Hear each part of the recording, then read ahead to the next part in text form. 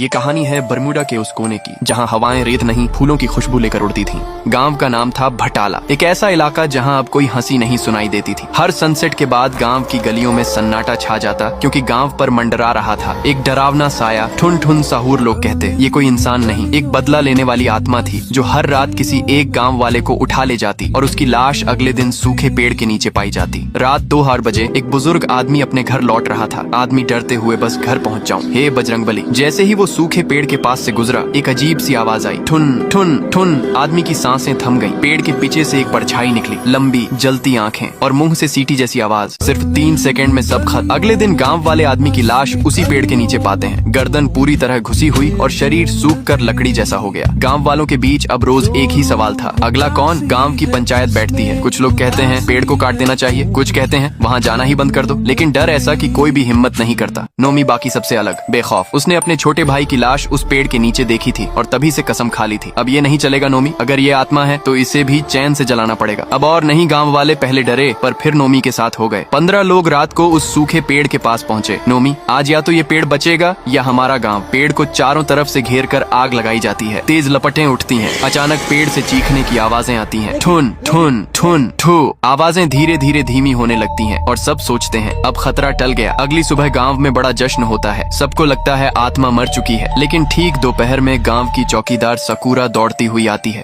सकूरा घबराई हुई, नोमी। गांव के बीचों बीच फिर से एक लाश मिली है, बिना खून, बिना निशान, और उस लाश की उंगलियां लकड़ी जैसी हैं। नोमी वहीं पहुंचता है। लाश उसी 8 साल के बच्चे की है जो कल जलते पेड़ के पास खड़ा था। नोमी, ये कैसे हो सकता है? पेड़ तो जल गया, आत्मा तो खत्म हो गई थी। रात को नोमी अपने घर में अकेला है। कमरे की खिड़की से वही आवाज आती है, ठुन ठुन ठुन। नोमी बाहर झांकता है, कोई नहीं है, लेकिन जब वो मुड़ता है, उसका छोटा भाई जिसकी मौत हो चुकी थी उसके सामने खड़ा है। भाई धीरे से, भैया आपने मुझे क्यों जलाया? नोमी चीख पड़ता है, कहानी खत्म नहीं हुई। वो आत्मा अब पेड़ से निकलकर इंसानों में आ चुकी है। अब हर घर, हर गली, हर बच्चा एक रहस्य बन चुका है। नोमी के सामने अब एक ही रास्ता है, इस आत्मा की असल कहानी को जानना, लेकिन उसके पास ज्यादा वक्त नहीं है। पार्ट 2 के लिए कमेंट करो।